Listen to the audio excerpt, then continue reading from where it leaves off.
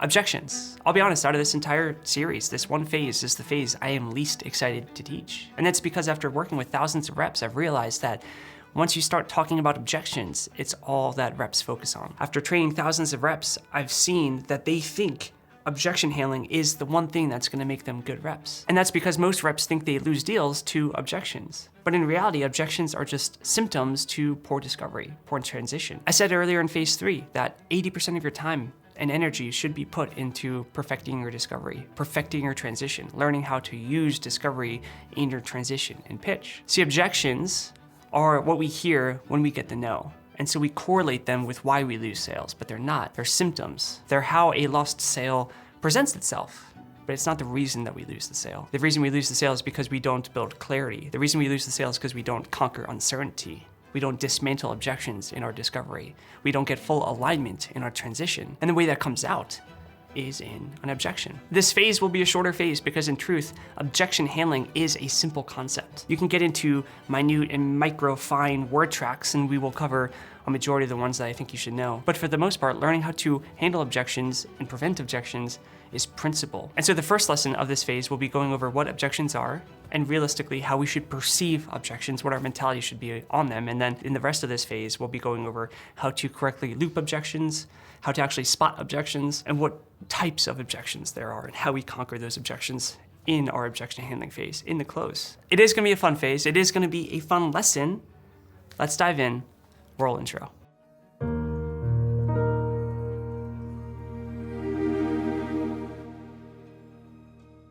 Realistically, the way that I want to approach this lesson is by making sure that we completely detrain your want to focus on objection handling. The entire first lesson of the objection handling phase is going to be telling you why this phase is the least important phase in this entire series. And I know that in the objection handling phase, saying objection handling is the least important skill we need to work on is almost hyperbole, but it's true. And after working with thousands of reps, I also know that I can say this over and over and over, and you're still gonna fall into the trap of trying to perfect your objection handling techniques because it's the shiny object. It's the thing that for some reason most sales reps think they need to do to be a top tier sales rep. So before we even get into the other parts of this phase, the lessons in this phase that teach us how to conquer objections, how to prevent objections, how to loop correctly, the word tracks, the lines to use, I first wanna go over the mentality we have to have about objections. The first being that there's 3 stages in the evolution of a sales rep, of a closer. The first stage is that focus on objections. The second stage is ignoring objections, and that third stage is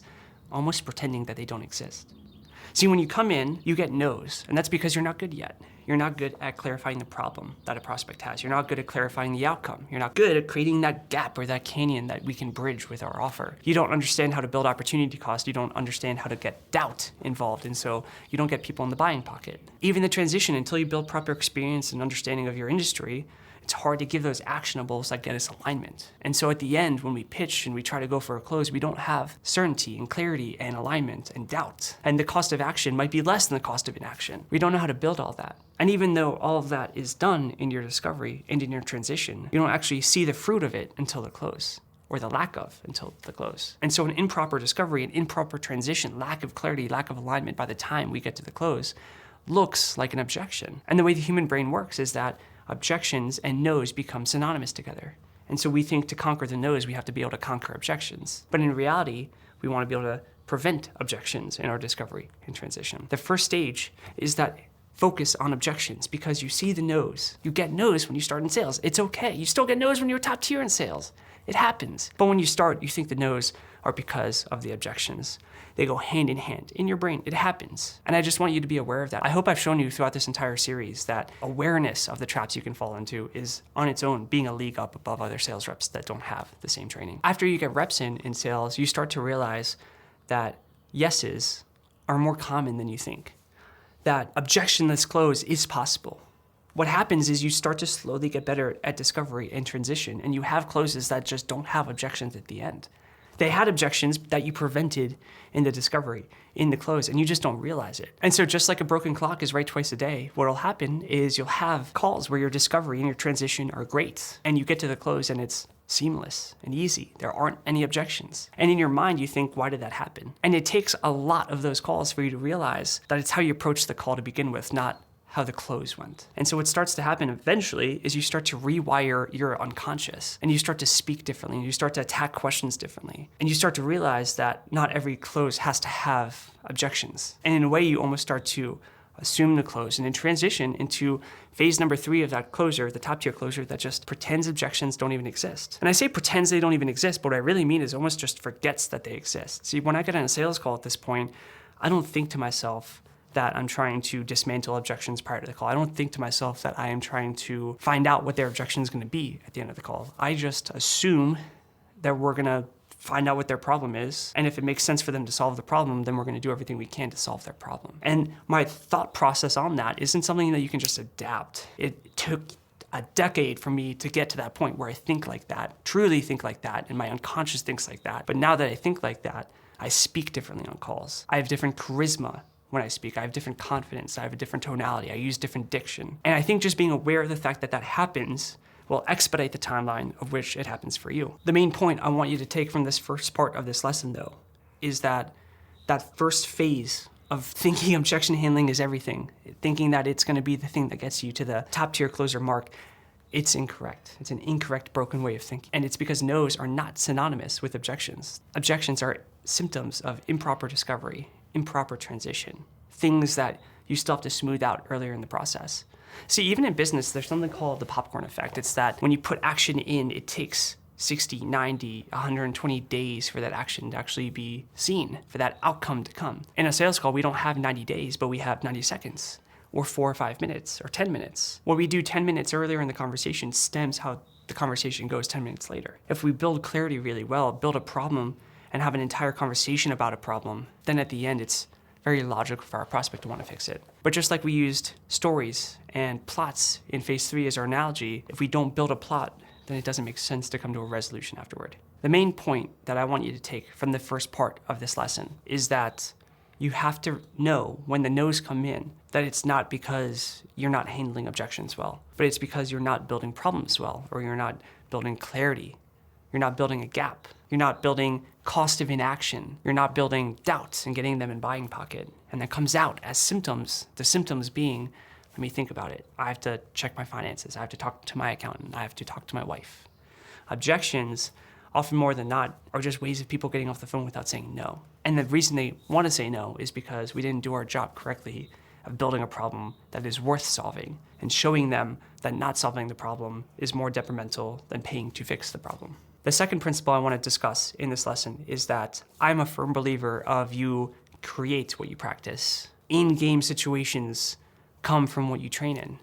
And that's because you almost manifest it. And so when you see people who train obsessively on objection handling, they tend to be the people who create objections in their calls. And that's because you're almost unconsciously looking for them. If you know how to handle the partner-spouse objection really well, it's all you've been working on all week, then in a weird way, you unconsciously develop that objection throughout the call. You say things like, hey, I don't want to offend anyone. Is this something you'd have to talk to your wife about?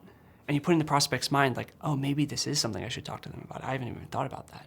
And then later down in the call, after you try to close, they say, you know what, I should probably talk to my wife about it. And then you're like, sweet, this is what I've been working on the entire time. Now I can actually handle the objection. But you created it. We'll get into this more when we discuss complaints versus objections later in this phase, but more often than not, sales reps create their objections. They manifest them. See, after working with hundreds of sales teams that have 10 or 20 reps, I've noticed this pattern. Every single team has closers that just get a ton of objections. And every single team has closers that the closes seem super easy. In fact, a bad sales manager thinks that the closers with all the objections that are handling these objections, they think those are the good closers. And they look at the closers that have no objections and think those are the ones that are just lucky. See, a good closer doesn't get objections. They just never come up. A good closer doesn't look like they're having sales calls. The closes are seamless, they're objectionless. A good closer to the untrained eye makes any lead look like they were closable. Where a mediocre closer or a new closer battles with objections, which is what people think sales is. And so someone who doesn't understand sales will see someone who is very good at handling objections and think, wow, that person is really good at sales, I want them. But in reality, if we zoom out, why do we always have these two groups of people? You could look at the fact of maybe there is luck. Maybe these two groups always get the same kind of leads. Maybe there are people that only somehow get really good leads that don't have objections, and these other closers only get people and prospects who do have objections, but I think that'd be really coincidental. What I think is that they create their outcomes. I think closers that don't get objections because they prevent them. They dismantle them in their discovery and transition. They get to the close and there are no objections left to handle. Whereas closers that have objections coming up at the end of the call, in the close, they never dismantled them. They never prevented them.